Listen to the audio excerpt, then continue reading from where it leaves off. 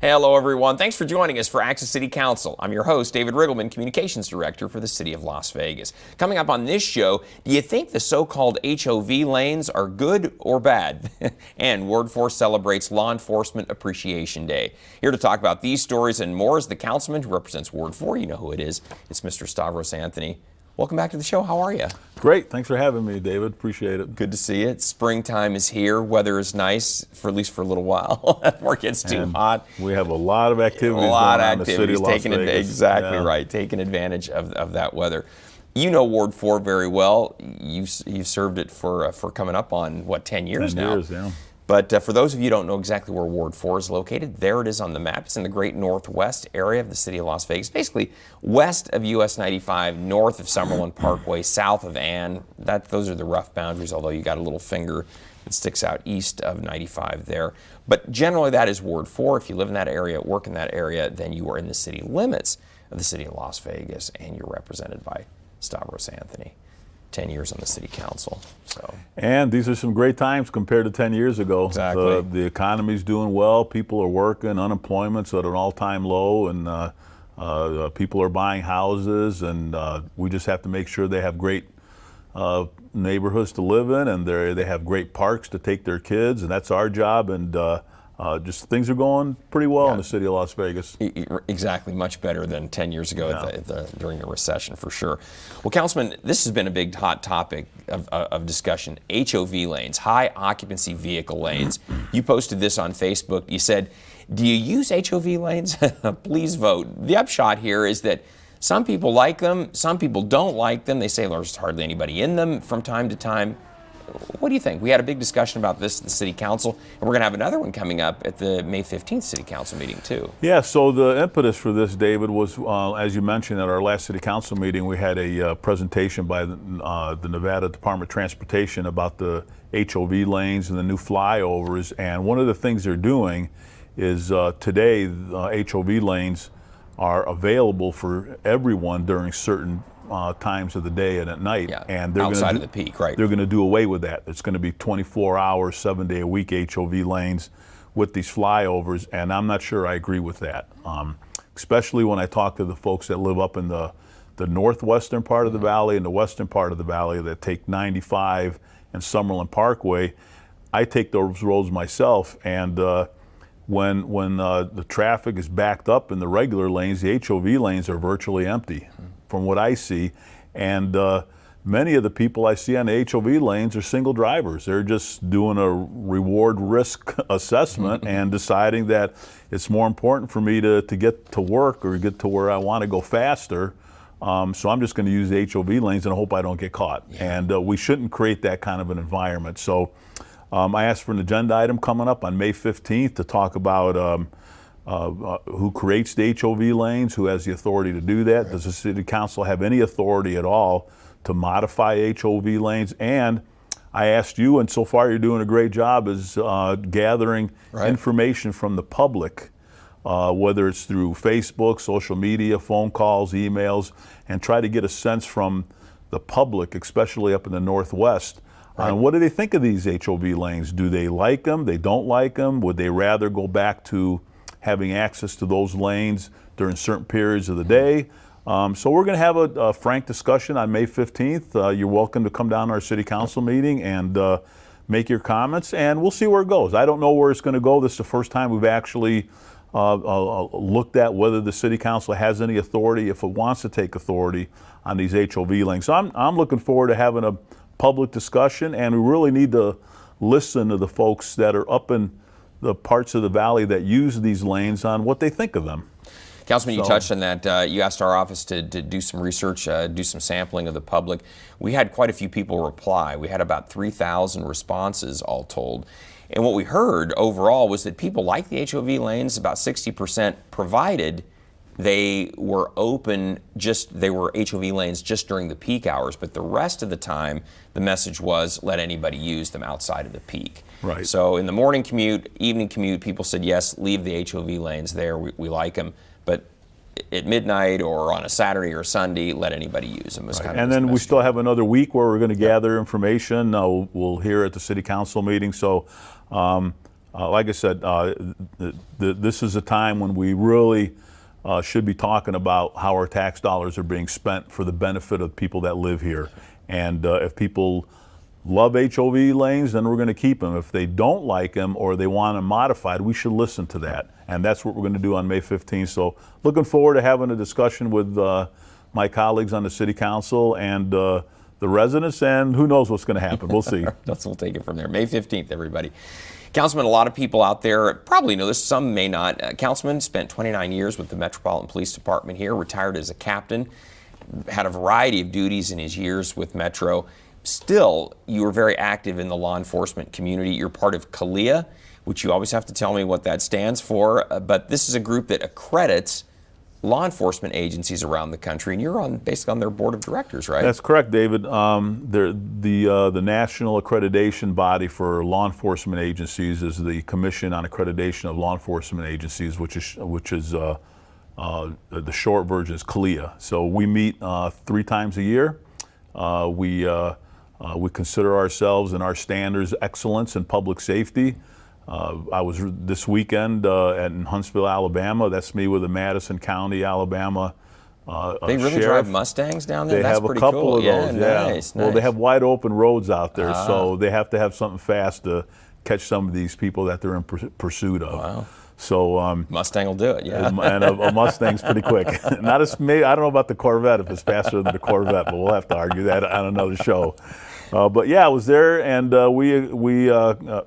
there's about 1,500 agencies throughout the country that are accredited through CALEA, and I'm one of the commissioners.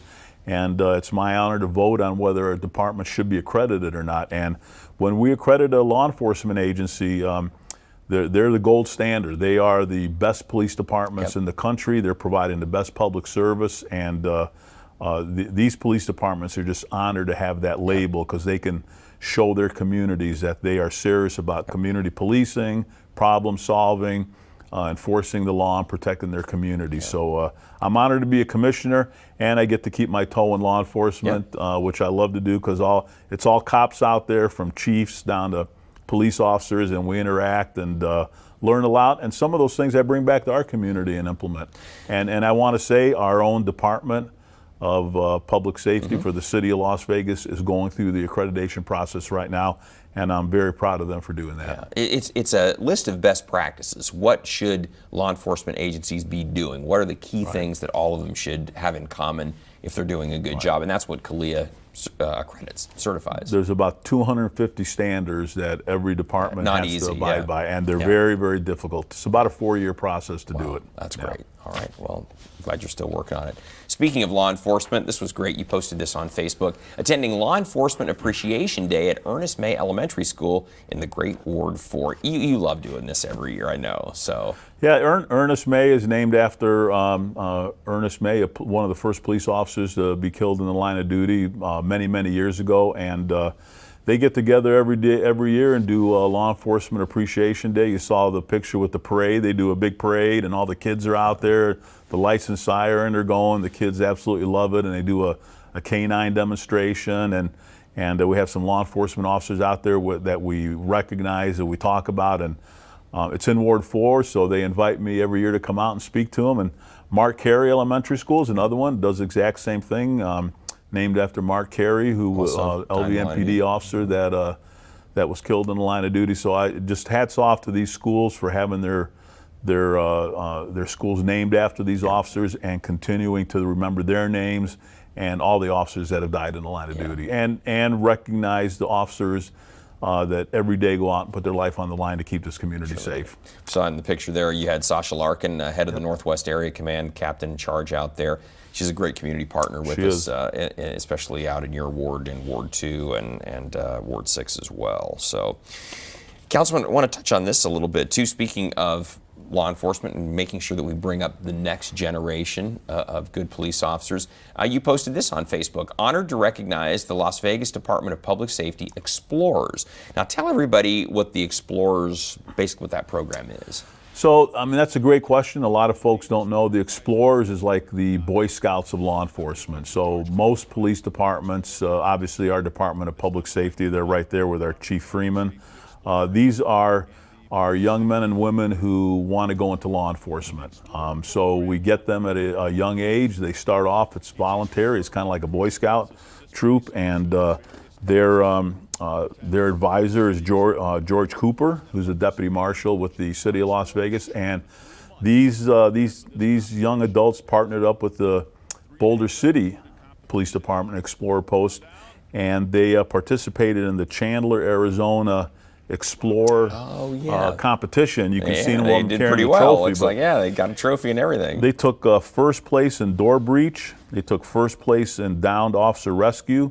They took third place in tubular assault, and they took fourth place in tactical emergency medical support. Just hands-on stuff. They were put in these critical situations in almost real life, and they competed with about 60 Explorer posts throughout the country, and they took first place in a couple and third and fourth. That's great. Outstanding. And I was honored to honor them at the Las Vegas City Council and give them each a certificate and recognize them and put them on television. And I just want to mention our Department of Public Safety Explorers. It's Michael Galvez, Christian Lopez, Carla Garcia, Francis Bagayan, Robert Adams, and Yohari Hernandez. Those are our DPS Explorers, and hats off to them. They're the future police officers in our community, and probably the future police chiefs in our community. Yeah, so, if they're winning those kinds of awards, they've got a lot going for them. That's great stuff. Good deal. Well, also at Council, you did this, Councilman, you recognized our Citizen of the Month for April, back at the April 3rd City Council meeting, and it was Mr. Kevin Orrick from Howard Hughes Corporation.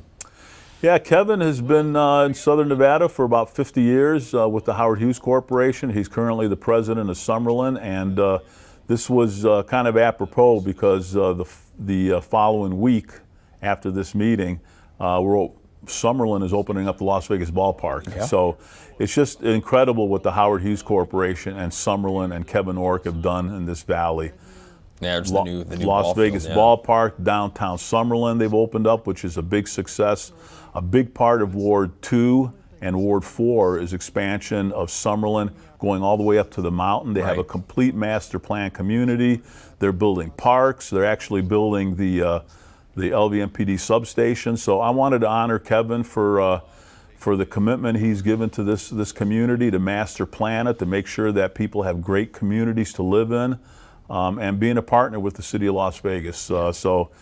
He's a great guy. He's a great business person, but he's been a big part of building this valley, and it was great to honor him as a citizen. Yeah, it's Summerlin has had such a huge impact, especially on the city of Las Vegas, and now they've added. They just keep adding, not just homes, but like say downtown Summerlin is there, and now the ball field. And while that's not in Ward 4, it still is part of the whole Summerlin aspect, which is part of Ward 4. It is. It's in Clark County. It's in the city of Las Vegas. It's Ward 2-4 Clark County. So they've had an impact on the county and the city, and they've been recognized as one of the top 5 master plan communities in the country. Yeah. So people are moving here from all over the country to live in Summerlin, to live in the city of Las Vegas, to live in Clark County, and they're just making this western part of the valley a great place to live. All right. Well, congratulations to Kevin and everyone at Howard Hughes. And Councilman, you tweeted this out. This was good stuff. You said, "A good morning at Wayne Bunker Park in Ward 4 for the kickoff of the Funny Bunny Friends of Parkinson's fundraiser." It looks kind of lighthearted here, and it is, but it's a serious event at heart, right? Yeah, it is. It's actually a fun event. People are coming out. Wayne Bunker Park in Ward 4. There's the Metro mascot is there.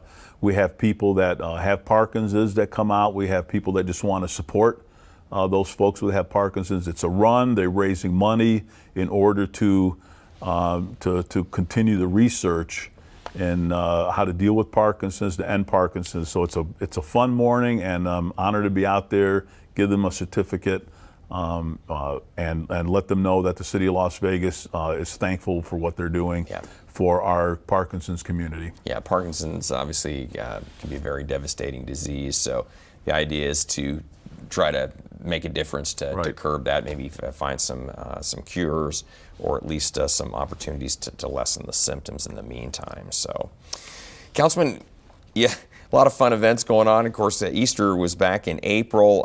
You had the egg hunt. I love this. This is out in Ward 4, the YMCA egg hunt and games. This always draws a big crowd every year. It's funny, this was at the first part of April. You're going to see some people wearing jackets and coats because it was still a little cool, but nonetheless, it was still a huge crowd came out that day. Yeah, it's called the Egg Extravaganza. It's Yeah, that's right. It's at the YMCA in Ward 4 at Durango and Cheyenne. We have so many events at that community center. It's just a great place. But this was this had bunny hops and egg tosses and face painting. Adults getting into it here too. It was people were just having a great time out there. They're the coats I was talking about. You don't usually see that around Easter time here, but there they are. But they're out there collecting their eggs and having fun. The parents are having a great time, and I'm just happy that we have the Y and one of the Ys. We have one in Ward 6 and one in Ward 1 also, but the one in Ward 4 just we do so many events out there. It's just a great partnership, and that's a perfect example. Yeah, it is. We own the facility. It's operated by the YMCA. That's the partnership out there. It's the same out in Ward 6 at Centennial Hills, YMCA there too, same arrangement. But Councilman loved this too. Cinco de Mayo, it was actually on Sunday this year. May 5th was a Sunday, so it's perfect. It was a weekend. You, Councilwoman Fiore, always partner for a big celebration out at Centennial Hills Park. It's in Ward 6, but it's a partnership between you and Councilwoman Fiore, who represents Ward 6. And gorgeous weather this year. Just it couldn't have been any nicer. So. And Clark County Commissioner Marilyn Kirkpatrick is also one of our partners. That's right. All you guys represent the Northwest area town, and either on the City Council or on the County Commission. And for sure. People were having a great time. We had a great band out there. We had some of our local kids. We had food. We had drinks. People brought their umbrellas out and just sat out in the park and enjoyed the day and listened to some great mariachi music. It was absolutely awesome. It's Mariachi Sol del Mexico, right? Very good. Yeah, that's right. And that's one of the top mariachi bands in the Western United States, but also in Mexico itself. So, and you guys land them, bring them here every year. Right. So. And we all get to interact with the folks that live in the city of Las Vegas and in Clark County, and it was under some fun circumstances. Yeah. So we'll do it again next year. If you missed it this year, come on out. Yeah, perfect. It probably won't fall on May 5th because I think next year will be a Monday or a Tuesday, right. But that's all right. Well, probably the weekend before we'll have you covered. Then it'll be good stuff. And then, Councilman, you had a recent Coffee with the Cop that took place on April 8th. Always a great opportunity for people just to get to know the law enforcement officers that are going to patrol their neighborhoods, their parks, their neck of the woods. Yeah, we do this about 4 times a year in Ward 4. We partner up. It's myself and LVMPD officers, as you can see there, our Department of Public Safety marshals, and this time we did it at the Cracked Egg. We've done it at Neaters, a couple other places, Starbucks. But this is really, we just want people to have an opportunity to come out and talk to me, talk to our law enforcement officers, let us know what's going on in their neighborhoods, what we could improve on, what we're doing a great job at, and you can do it over a cup of coffee instead of over a desk. It's a lot more informal. We get some good crowds showing up, and it's glad to have them out there. And it's all about community policing. You get to know who your city councilman is, and you get to know who your police officers are that patrol your neighborhood. Good stuff. And you do that multiple times a year. So there'll be another one coming up. We'll keep you posted either on the city's website, through our social media, or here on Channel 2, let you know when the next one will take place. Councilman, you had a shredding event April 13th. You started these. You were over the division that fights identity theft. And so you've started a trend here that's gone back now a number of years, but now all your fellow council members do the same thing. Look at the people lining up to get their documents shredded. It's smart. It's a good thing to do. Yeah, this was in Desert Shores. We started at 10. They were lined up at 9:30, and you can see people are, they're not bringing a bag of documents. They're bringing 4 or 5 boxes, and you can't shred those in a little machine that you buy at Office Max. It'll break down. No. Those are nice for a couple of here and there, but we get people showing up with just tons of documents with their name and Social Security, and they want to make sure it's shredded correctly. So we do that. It's free. People are just very thankful that they have a service, and I'm out there. I get to talk to folks, listen to some other things they may want to talk about. My Staff is out there working very hard. Becky and Sally, yeah, look at picking them. up boxes. They do a great job, and you don't even have to get out of your car. We'll take the stuff out of your car. I get to say hi to you, answer any questions that you have, and we've done these in Desert Shores, Sun City, Painted Desert, Durango Hills. They're very, very popular, and you're right. People are doing them all over the valley, which is great. I'm glad they're doing that. Exactly, and you started the trend. I remember a couple of your colleagues thought it was kind of it's like, well, what are we doing? We're doing a shredding event. How does this work? Why is that important?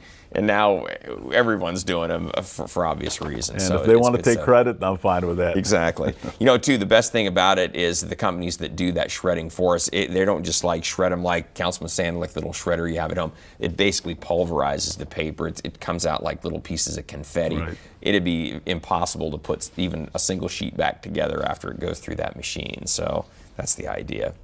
Councilman, you have some great events coming up. We want to let everybody know about Gerheim Movie at Gerheim Park, May 17th, The Incredibles 2. Good stuff. Yeah, this is partnered up with Gerheim Park, the Gerheim Elementary School. The park is right across the street. The people at Gerheim are going to know about it, but anyone can show up. We'll have popcorn, water, bring a blanket, bring your Kentucky Fried Chicken or a hamburger, and bring your kids. Or if you don't want to bring your kids, come on out anyway. And as soon as the sun goes down, we're going to have a big screen and show this movie, and it's a lot of fun. Just sitting out under the stars, watching a movie when it's nice out, you're going to have a great time. So come on out. Yeah, this is the time of year to do it. May is going to be very mild. It'd be nice to sit out there and see the movie. Yep. So again, May 17th, we say around 7, but really as the sun goes down, that's when we'll tee up the movie. Councilman, important, coming up May 23rd is a great tradition that we have here in our community, really culminating in Ward 4. But it's National Southern Nevada Law Enforcement Memorial Ceremony. It's in conjunction with the National Law Enforcement Memorial. And this is going to take place Thursday, May 23rd, 6 o'clock out at Police Memorial Park. That's Metro Academy Way. That's just off of West Cheyenne near Fort Apache. And the most important thing we do is we say every single name of our law enforcement officers on a federal, state, and local level that have died in the line of duty from day one. And that's the most important thing, because some of them, their families are still around, and we want to make sure that the law enforcement community, the city of Las Vegas, remembers who they are, and we are honored that they would make the ultimate sacrifice to protect this community. So anyone can come out. It's a very solemn event, and if you want to show up and support these families, by all means, come on out. Yeah, it's a beautiful park. If you've never been out to Police Memorial Park, there is a law enforcement memorial there, a beautiful monument, and then also there are groves of trees remembering all the names of the officers who have fallen in the line of duty. So. Yeah, the sheriff will be out there, the honor guard will be out there, I'm there, the mayor will be there, Commissioner Brown. So it's just a nice event to recognize these folks. Yeah, as you always say, never forgotten. Never forgotten. Yeah. Yep. Alrighty, Councilman, and that is going to be again May 23rd. Then May 25th. Hey, summertime is getting here, folks. We've got the Y Splash. This is the opening pool party, May 25th. Opening day at the pool from noon to 5 o'clock at Durango Hills YMCA Pool. That's a great facility out there. Yeah, if you haven't been to the Y at Durango Hills, it's a great pool. Absolutely awesome. Now, this is open to the public, Councilman, right, yes. on this day? Yeah. Yep, right, it's open to the public. It's another partnership between the city of Las Vegas and the Y. Yeah, we talked about the same arrangement. We own the facility and they operate it, so good stuff. And then, speaking of the same facility, the City Summer Splash, June 1st. This is a great event, a lot of fun. This is going to be noon to 2, same location, Durango Hills Community Center and YMCA Pool. This is great because there's food, there's music, it's good stuff. And it's free. It is. This is actually the official opening of summer in Ward 4, Summer Splash. Like you said, we'll have food and drinks and a DJ and raffle prizes. and the pool will be open. Come on out, you're going to have a great time. Yeah, it's always a good time. And it'll be getting pretty warm by then, too. June 1st. Yeah, we can count on some warm temperatures all the way around. You're out there. You come out and say hello to everybody. I am. I love being out there, welcoming everybody that shows up and talking to folks and watching the kids swim in the pool. And we have lifeguards out there paying attention to them. And it's a lot of fun. And if you're interested in having a place for your kids to spend the summer, the Y is a great place. It's not very expensive. They have a lot of activities going on there. You can drop your kids off and they'll be safe and come and pick them up. So got to keep these kids busy during the summer or they're going to get in trouble. That's right. Exactly right. Spoken like a true police officer. So, well, folks, we always want to hear from you. So if you have something you'd like to share with Councilman Anthony, you can find him on Facebook and Twitter. You saw he's very active. You can also contact him just by picking up the phone, 702-229-6405, or send him an email. His address is santhony@lasvegasnevada.gov. He'll get back to you. You always do. So. Great job. We'll have you back in 6 weeks with another update from good old Ward 4. We'll be into the height of summer by then, so. Lots of things happen in the city. These are great, like I said at the beginning, these are great times, and if any way I can help you in your neighborhood or you need me to do something, please give me a call. Yep, that's right. We're here for you. That's what the show is all about, too. So, well, we want to thank you for joining us for this edition of Access City Council. Don't miss our next show beginning on May 23rd with Ward 5 City Councilman Cedric Creer. You can catch all of our KCLV shows now on Apple TV, Roku, and Amazon Fire. And don't forget, you can watch us live on the internet at kclv.tv. Thanks for watching, everyone. We'll see you next time around.